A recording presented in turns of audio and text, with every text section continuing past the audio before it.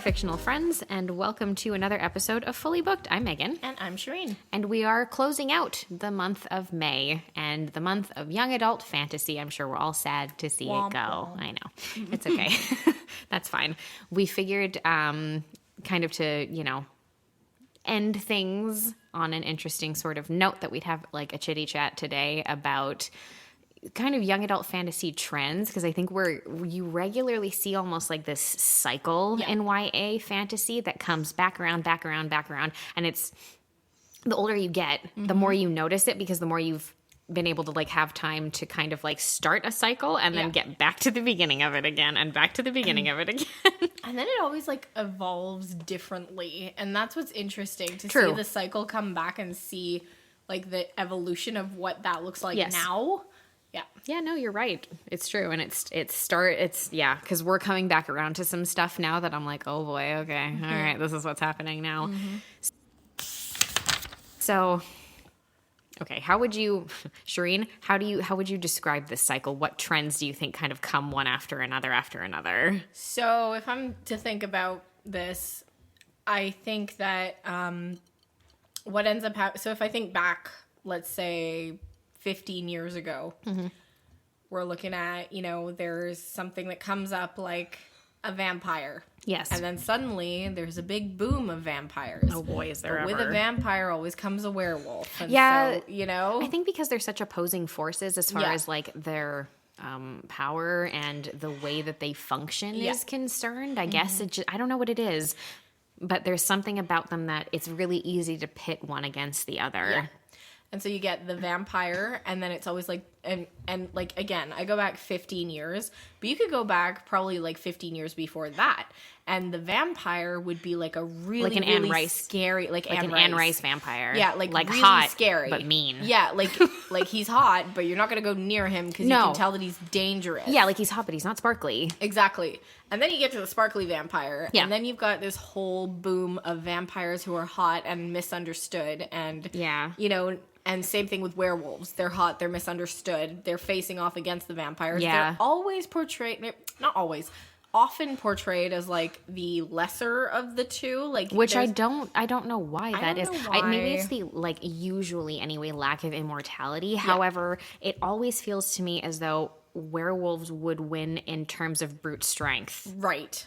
But then because they're animalistic, so there would be something about them. I don't know. It's like, okay, so it's like for these characters, the hotness scale varies, where like the vampire is hot in an aloof, unapproachable way, and the werewolf is hot in a tear off your clothes kind of way. This is true. You're so right. It's true.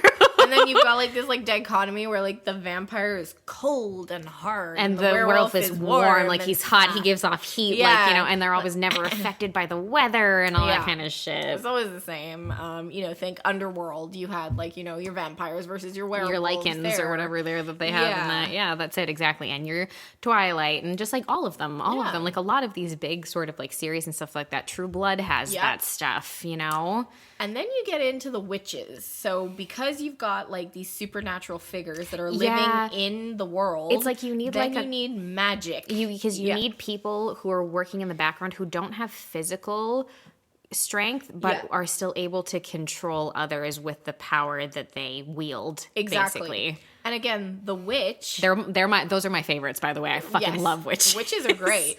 But then you've got the scary old crone witch, which would, I think, be probably like, an older way of showing witches. Well, it's your Wizard of Oz style witch, right? Which is like, I'm ugly and I'm green and I have a big wart on my nose and all I want to do is kill. And I'm super evil. Yeah, and all I want to do is kill young, pretty girls. Yep. Basically, which I think also, granted, like, in terms of media and everything, that definitely speaks to the way that we view women once they reach a certain age. Yep. And like that women have some sort of expiration date, but that's like a whole other thing. I get really annoyed with stuff like this, so that's probably a whole other conversation that I could have. But I do think that those things are tied in together a little bit. And I find overall in the last 15, 20 years, we've stepped away from a lot of that. We have, because the witches have become like young witches. They're cool. Or they're cool. Yeah. Or they help out the other supernatural figures somehow. But then you get the storylines of good witch versus bad witch. Yes, and that, again, that is an exact line from The Wizard of Oz. Yes. Are you a good witch or a bad witch? Yeah, and that comes back. And then you've got the cool versus the, you know, the evil. Yeah, because then the it's good because then it's always, those are like, that's like the witch version or the magical person, I guess, version of opposing forces where it's like, oh, well, a witch versus like a warlock, let's say, or versus a sorcerer or whatever it is. And there is something, there can be like different terminology, and one of them is good and one of them sucks. Exactly. And like then when you start making way for the sorcerers, that's when you start getting into high fantasy. Even like in like the young adult sphere, the higher fantasy where there are sorcerers and there are fae. Yeah. Fae becomes a big thing because fae I feel has almost become like an interchangeable term that does mean like fairy type people, but also like fairy type people who are also sorcerers, kind of. Yeah, like magic folk, basically. Yes, you know? People who can wield power, but also kind of are their own entity as well. Like they're not just a human being who can do this. Exactly. And like that's where you get the stories like, where is it? It's on the floor here. City of Bones, you know, the Mortal Instruments. That's where you start getting like the stories of the people who were born in our world, but that are also part of another world. And they can wield power magic. in order to defeat blah, blah, blah. Yeah. Usually I find when you get into fae folk, you get into demons. Yes, you always get into demons. Those are usually like, that's the dark versus light part of those types of stories. And then you'll get like kind of like a nod in the direction of like a vampire or a werewolf sometimes, or a warlock or this because, or that. Because when you get into like the higher fantasy, you don't just get into like you're playing like I'm a werewolf, I'm a vampire. You get into I'm a succubus. Yeah. You know, I'm a necromancer. I'm this, I'm that. Necromancers are fucking cool, by the way. Yeah, we don't get them very often. Not as much as we could. Not in YA fantasy. No, it's like, not a thing. Because there's nothing. That would be good. There's nothing sexy about like reanimating dead people, particularly. But it could be really cool if you did it. It could be funny. Yeah, that's like, true. You could have like, you know, like you could have the quirky like kid who just accidentally revives people. It's like, oops, I did it again. That would be really funny. Yeah, and then you get into, you know, your high fantasy. We're going like full on like world building. All of these creatures are in. You got your fairies, your elves, your dwarves, your, you know, your, I don't even know, like, unicorns and shit. Like you got everything. And then you get into like the smutty stuff because fantasy can be quite smutty, especially recently. Like it's been a big boom of like in like the last like 5 years or so of it's just like it's fantasy but it's fucking spicy. And because you get a lot of that with your really high fantasy, and you get a lot of that too whenever interspersed I find in that period of very high fantasy and big world building. You get a lot of either retellings or new versions of like gods. Yes. And when you get into those sorts of deities or entities or whatever you'd like to call them, those tend to get real smutty, real filth. Yeah. Like, and anytime you have something... Yeah, anytime there's a god. Anytime there's a Hades and Persephone style story and those kinds of things, like, you really get into some of that stuff, and that's where it gets, like, real spicy. So... Totally. And that's kind of where we're at right now. I think we're at the cusp. I think we're coming out of the cusp of that because I feel like we're headed back into vampires. And what would you say is the new vampire again? Oh, man. I feel like the new, I don't know. Okay, maybe it's because it's like what I'm experiencing right now with some of the stuff I'm reading, but I kind of feel like the new vampire is almost like its own hybrid of like Twilight and maybe Anne Rice, but like Anne Rice, not in the sense of like aesthetic. So none of like the old French kind of thing necessarily. Like they're not fancy, but they're mean. Like they're not like, I think like we're getting maybe an edgier version of Twilight is where we're at right now. And like to me that makes sense, right? Because I feel like with like Twilight and like that genre of vampire, like we saw in the Vampire Diaries, like we saw in like, I've got a bookshelf full of this shit. I think I've got one called like Vampire Kisses or something. Like I've got like there's like Blue Bloods. Like there's a whole bunch, you know. Like what is this other one over here? something about vampires. I got tons of stuff from like when I was a teenager and like Twilight was big, and was then there that was the thing? A huge boom of like vampire stories, and they became very like soft almost, and it was like, they did. Well, fuck, the Twilight vampires don't have teeth, like fangs. Yeah, sorry, they don't like, have fangs. Yeah, and you know, like that, it's not weird to see them be like quote unquote vegetarians, like not eat people, because that's something that you see recurring throughout a lot of stories. As soon as someone's like a nicer vampire, they don't eat people. Right. I would love to see a hybrid of somebody who has to eat people but is still a nice vampire. I would love that. Like that would be like, and then watch them like wrestle with themselves and watch over people this. And watch the other characters who maybe are not vampires come to terms with the fact that they have no choice but for this to happen. However, they don't feel. Although they go the route of like raiding blood banks and stuff, right? No, I know, but take me out of that. I don't even want it. I want you to have it fresh. Yeah. Like you have no choice. Like if you have it from a blood bank and it's been congealed, it will kill you. Kind of thing. You. Yes, like that would be a cool way. Maybe something like that already exists. Maybe but it hasn't. Hit, oh my god, like, tell us if we don't know. I'd really like to know that. And so I think I'm glad that we're going like with a hybrid of like Anne Rice versus Twilight, because they were kind of like that in the Vampire Diaries. Some of them were just mean, and then like you had to go through like the whole character. Yeah, well, they usually have to go through like like Damon has to go through his arc, because if not, it's boring, right? Yeah, and you can't have someone be nice forever, and you can't have someone be a piece of shit forever. So. Right, and like these are like supposedly like immortal beings. Let's have a vampire who's not immortal. Like, see, that would be really interesting. Like an extended period of life, let's say. But not that, like you're saying, that they do actually age, but like maybe at a really slow rate. Right. And that would be interesting, and that would be different. It would be, because they're all immortal all the time, and they're all like, night walkers, and Yeah, like, and again, that's it. So like, can one go out during the day? And not because he has a special ring, but like, can he go outside? Like, can he do that just because he does age, and like these sorts of things? Like that would be interesting to see.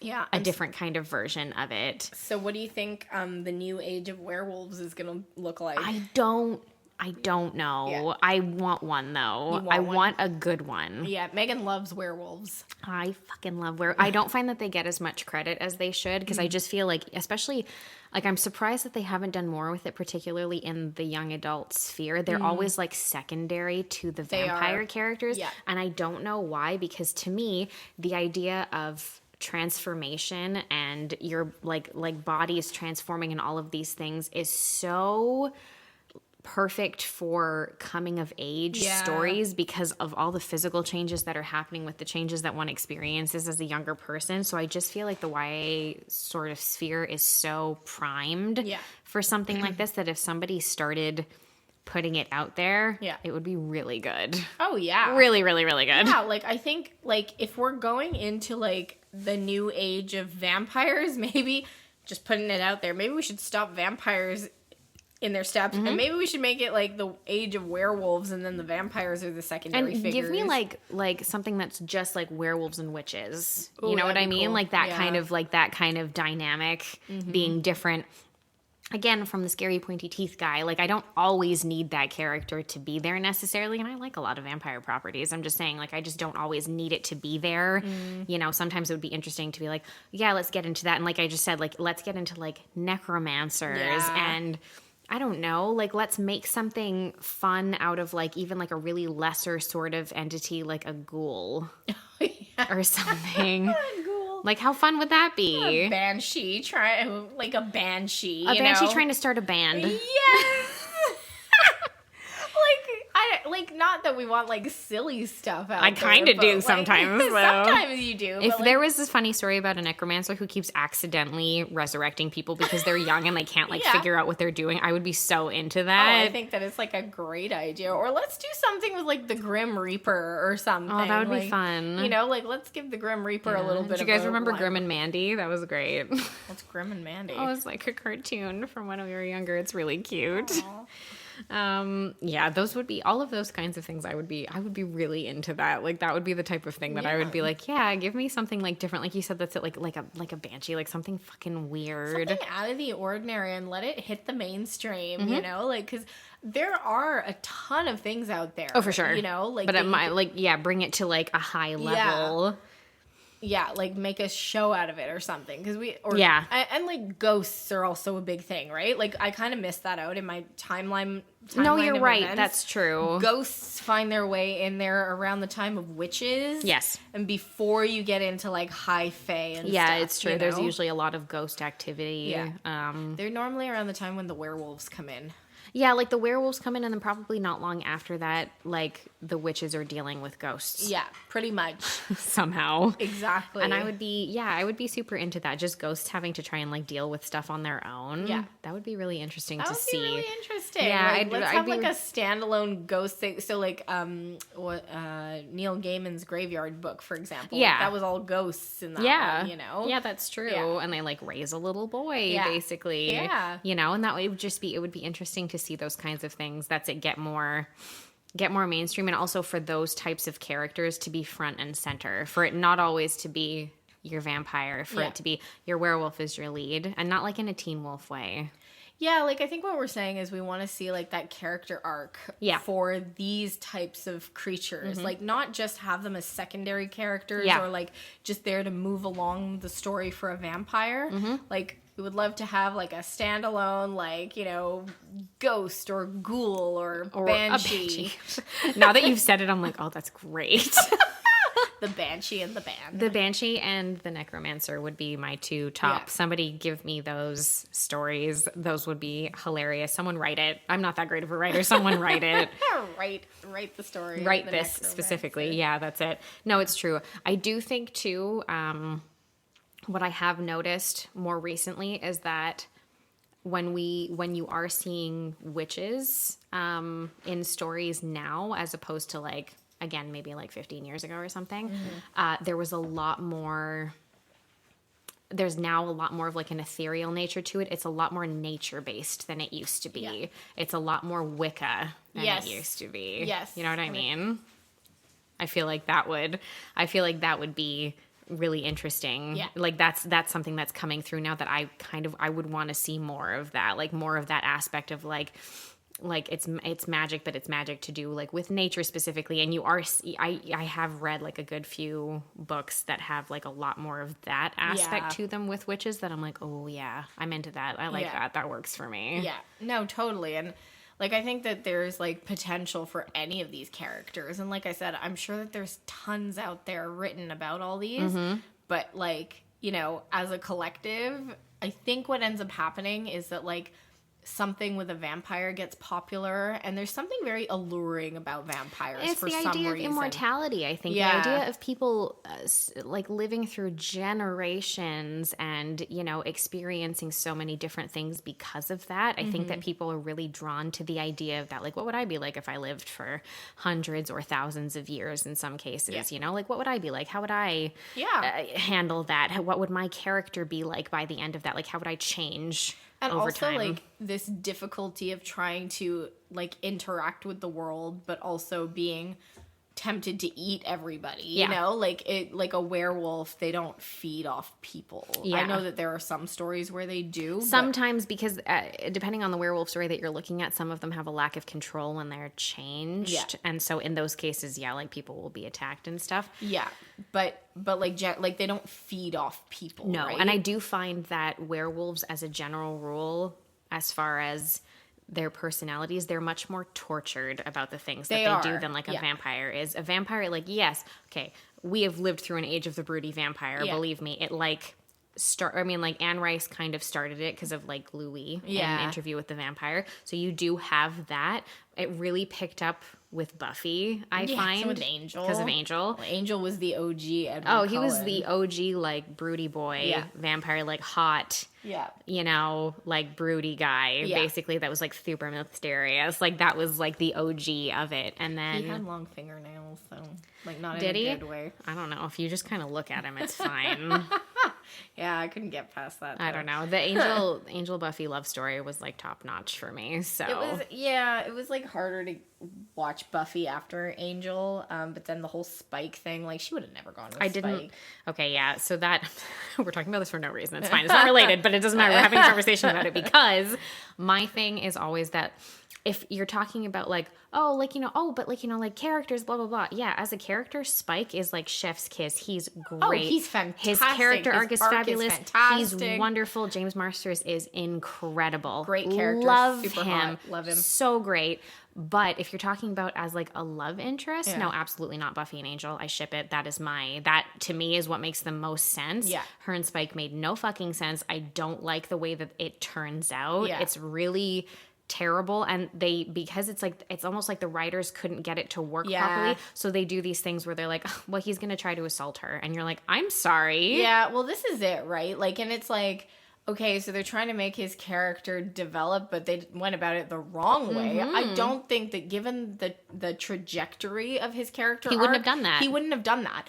But also, like, it was like they were in this like will they won't they, and then in the end they decided to won't they it was and won't they, like, but in a really like womp womp kind of way. Yeah, like it sucked, you know. And I was good. like, you know, don't give me this whole build up, like at least make it worth it at the end, you know. For sure. Yeah, that's it exactly. At least have made it be like good, but no, it was that's my rant about like 90s TV that I used to consume on a regular basis. But yeah, those are my 2 cents about it. If you're talking about favorite characters, fuck yes, Spike is a great character. But if you're talking about love interest romance stories, absolutely not. I hated it so much. I remember hating it as like a 12-year-old watching it. So I wasn't allowed to watch Buffy, but I did watch it more recently. Yeah. Yeah. And I was shipping Buffy and Spike. Like, I was like, you know what? Like, if they're going to do it properly, like, yeah. But then they didn't, and you're so disappointed. But they didn't, like, and I was like, well, that sucked. Never mind. Why did I even bother? Like, why did you guys bother drawing this out for so fucking long as well? I don't know. It didn't make any sense to me. But yeah, I think that it's time for some shifts that way. I think it's time for a werewolf who isn't so tortured by being a werewolf. Let's have a werewolf who's like happy to be doing what he's doing. Wouldn't that be nice for a change? Yeah, who was like a scrawny kid and now he's like captain of the football team or something. Yeah, that's it. Now they're like all cool. I shouldn't even like leave it to just like male characters. It could be anyone. Oh, really. Let's have some like good like I can't even say female, but like, you know, like female or non-binary. You know, let's get a non-binary werewolf. That'd be great. That graphic novel Mooncakes that I read, the werewolf is non-binary, and they're adorable. They're super cute. So just more of that would be totally fine, because I do feel like what's kind of cool about characters like that are vampires, that are werewolves, is that they can be very androgynous if you want them to be, and so not prototypically any particular gender. Well, they also rarely make the werewolf the love interest. I know. And when they do, they fuck it up. Yeah, I know. Or they make them, they're always second choice. I know. And you're like, I don't know why. Most of the time they're like the hotter option, but whatever. Or just like have a better personality. Yeah, or they're just not terrible. I know, but then it's like that whole trope of, I can change him. Yeah, you know, and then you got the vampire. Yeah, like, you know? need to stick with the shittiest one of the two, basically. So that's what they always fucking do. That's one thing that I wish that YA fantasy, yes, definitely, but also just everything in general would normalize a little bit more, is the second choice. Is like, it's not working out with the first one and the relationship. This other one has come along and stuff like that. Okay, I'm going to normalize actually picking that person. I don't know if people would read that. They wouldn't, but I would. I would appreciate it because it makes sense to me. I know, but like not everybody's like logical. And like when you're reading, sometimes you just want to like in life you have to make the logical choice and you have to do what's right. So this is like your fun time where you don't have to do that. And I get it. Where you can be like, yeah, I'm going to go with the bad boy who's obviously the wrong choice. Yeah, but I do wish sometimes that we would, that like when authors are doing this, that they would take that chance every once in a while and they would just normalize being like, oh, hey, this one's better. And then like, man, turn your first option into your villain. They do that in ACOTAR though. Do it. Yeah. It's good. They do. Like, you should read it. Give it a go. Yeah, I'll get to it. I would lend it to you, but it's fucked off somewhere. I don't know where it is. It makes no sense to me at all. I don't know where my stuff is. But yeah, those are our 2 cents on trends and stuff. What do you guys think? Do you think we're coming back around to the vampire of it all? Because I really think we are.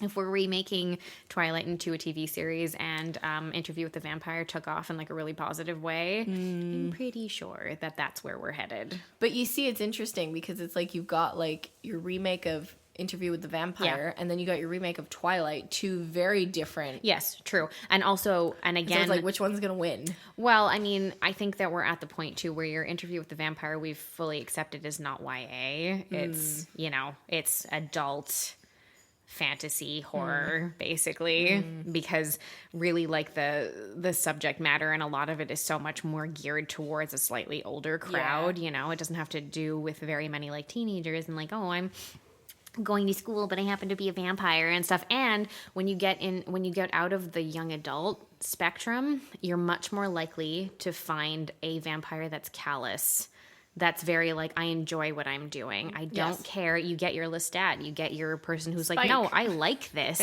I like killing people. I enjoy this makes me happy, like I'm perfectly comfortable with it. Whereas I feel like people don't want to take that step when they're writing young adult because they want them to have like a redeemable character of sorts, and because the person is, or the character is quote unquote, I mean granted most of the time they're like 200 years old, but quote unquote physically they look younger. So it's like they want to give them that opportunity to have a redemption. But with more adult stories, we're already past that point. And like, I'm a piece of shit and I'm going to stay that way. Like, it's just what it is. I'm evil and that's what I've decided to do and I'm fine with it. But people don't like those characters either because there's no arc for them. I like them. Unless you're going to arc into further shittiness, which would be kind of odd. I like them sometimes. I like a Lestat. Give me that every once in a while. Oh, yeah. Like, honestly, like, if Spike had no character arc, he would have been fine. Oh, if he'd been a villain the whole time, I would have been cool with that, too. I would have been fine with it. Absolutely fine with it. Or even, like, a much more reluctant hero. Like, didn't, like, pop up until, like, later on and kind of, like, really begrudgingly came into, like, doing this with them, but then was also like, oh, God, and would always, like, leave. I would have been fine with that as well. I wouldn't have needed him to be... I loved him for what he was, but I wouldn't have needed it to be a constant. Or the vampire who's fine with who they are and they like killing people, but they're not fully a villain. Yeah. They're just like chilling. They're like, well, this is what I have to do. Yeah. So. And they're like kind of hanging out with everybody and they're like, oh, I'm neutral on all this. Like, I really don't care because I'm a vampire. I'm the Switzerland of vampires. Humans have no bearing on my existence. That's it. They don't mean anything to me. Yep.